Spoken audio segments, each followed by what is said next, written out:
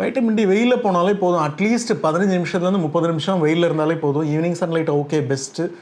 ஒரு ஒரு evening sunlight மாலை முழுதும் விளையாட்டுன்னாங்க. காலை வெயில் கழுதைக்கு மாலை வெயில் மனிதனுக்கு கழுதுனாங்க. இளவெயில் உடம்புக்கு ஆபத்துன்றாங்க.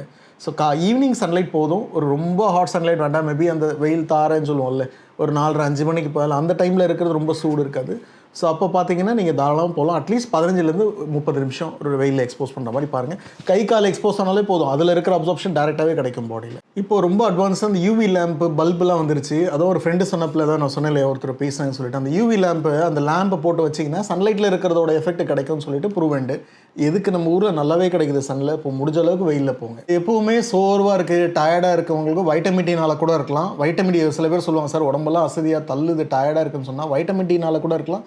வெறும் வெயிலில் போனாலே வைட்டமின் டி ஏறிச்சுனாலே அந்த டயர்ட்னஸ்லாம் குறைய ஆரம்பிச்சிடும். ஃபெட்டிக் டயர்டாக இருக்கல, ஏதாவது வெயிட் தூக்கினா விட்டு போகிற மாதிரி நல்லா ஹெல்ப் பண்ணும். பேக் பெயின் எம்ஆர் எடுத்தேன், எக்ஸ்ரே எடுத்தேன், எல்லாமே நார்மல். ஆனால் பேக் பெயின் போல, எக்ஸசைஸ் பண்ணால் நல்லா இருக்குது, திருப்பி வருதுன்னா மேபி வைட்டமின் டெஃபிஷியன்சியாக இருக்கலாம். மசில் வீக்னஸ், உடம்பெல்லாம் அப்படியே அசதியாக தள்ளுற மாதிரியே இருக்கும்ல, மசில்லாம் ஃபெட்டிக்காக இருக்கும்ல, அது ஒன்று. பெயின் அங்கங்கே வரும். வைட்டமின் டி டெஃபிஷியன்ஸாலும் இதே மாதிரி இருக்கலாம். இதுக்கு போய் நான் மருந்து சாப்பிட்டேன், மாத்திரை சாப்பிட்டேன், நல்லா இருந்தது, எனக்கு திருப்பி வருதுன்னா one of the reason vitamin D டெஃபிஷியன்சியாக இருக்கலாம். ஏற்கனவே சொன்ன மாதிரி ஒருத்தர் கூட கேட்டிருந்தார், ஆன்சைட்டி பற்றி சொல்லுங்கள் சார்.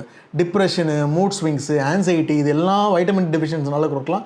வைட்டமின் டி ஏற்றிட்டு மூட் ஸ்விங்ஸ் எடுத்து ஒரு ரிசர்ச் ஆர்டிகல் செக் பண்ணுறாங்க. டிப்ரெஷன் வேலையும் அவன் பார்த்தீங்கன்னா பயங்கர டிஃப்ரென்ஸ் இருக்குன்னு சொல்கிறாங்க, வெறும் வைட்டமின் டி வெயிலில் போனால் மட்டும். ஏன்னே தெரியாது, இம்யூனிட்டி கம்மியாகி அடிக்கடி எனக்கு கோல்டு சளி, என் குழந்தைக்கு அடிக்கடி ஸ்கூல் லீவ் போட்டுருவான், சளி ஜுரம்ன்றவங்க வெயிலில் ஒன்று அனுப்புங்க. வைட்டமின் டி ஏற்றினாலே ஆட்டோமேட்டிக்காக இதோட வேல்யூ வந்து கம்மியாகுதுன்னு சொல்லி ப்ரூவ் பண்ணுறாங்க. கம்மியாகும் போது இந்த மாதிரி வரும். வெயிலில் போகும்போது அந்த கோல்டு காஃப் இந்த ஃப்ளூலாம் அடிக்கடி வரதுக்கான சான்ஸ் இல்லை. என் குழந்தை வந்து அடிக்கடி ஜுரம் வரும், சளி பிடிக்குன்றவங்களுக்கு இம்யூனிட்டி ஏற்றும் போது வைட்டமின் டி ஏறும்போது இம்யூனிட்டி ஏறி ஆட்டோமேட்டிக்காக அந்த கோல்டு காஃப் அடிக்கடி சளி பிடிக்கிறதெல்லாம் கம்மியாகும். ரிசர்ச் ஆர்டிக்கல் இருக்குது. வைட்டமின் டி டெஃபிஷியன்சி ரொம்ப ஜாஸ்தி இருக்கும். முடிக்கொட்டும் நிறைய பேர், சார் எனக்கு முடிக்கொட்ட சொல்லுங்கள், நம்ம ஆயில் சொல்லுங்கள், அதை சொல்லுங்கள், நிறைய எண்ணெய் போட்டு வாங்கி போகிறீங்க. எனக்கு தெரிஞ்சு 2-3 ஃபேமஸ் இவங்கெல்லாம் இருக்காங்க. அவங்க எல்லாருக்கும் முடியல, இன்னமும் அவங்களுக்கு முடியும் அந்த நீங்கள் சொன்ன மாதிரி ஏதோ ஆயில் போட்டு வளர வைக்க முடியல. ஸோ வைட்டமின் டி வந்து முடி ரொம்ப தின்னாக மெலிசாகிறதுக்கும் முடி பயங்கர ஹேர் லாஸ் வரதுக்கும் vitamin D severe vitamin deficiency இருக்கும்போது இந்த மாதிரி வர சான்ஸ் இருக்குன்னு சொல்லி வேண்டு.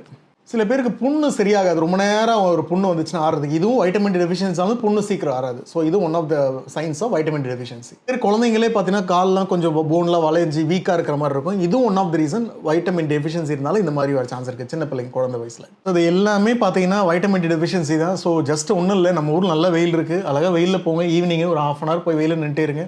மூட் ஸ்விங்ஸ், இம்யூனிட்டி நேச்சுரலாக பாருங்கள், உங்களுக்கே தெரியும். கோல்டு இப்போ எனக்கு சளி பிடிக்கலையே, இப்போ எனக்கு கொஞ்சம் பாடி இம்யூனிட்டி நல்லா இருக்குது, இப்போ கொஞ்சம் கை கால்லாம் வலி இல்லை, இப்போ கொஞ்சம் டயர்ட்னஸ் இல்லை, இது எல்லாமே சொல்ல ஆரம்பிச்சிருவாங்க. ஸோ வைட்டமின் டி மட்டும் வெறும் வெயிலில், இதுக்கு ஒரு செலவு இல்லை. சாயங்காலம் போய் ஜஸ்ட்டு நின்னா மட்டும் போதும், வெயிலில் ட்ரை பண்ணி பாருங்கள்.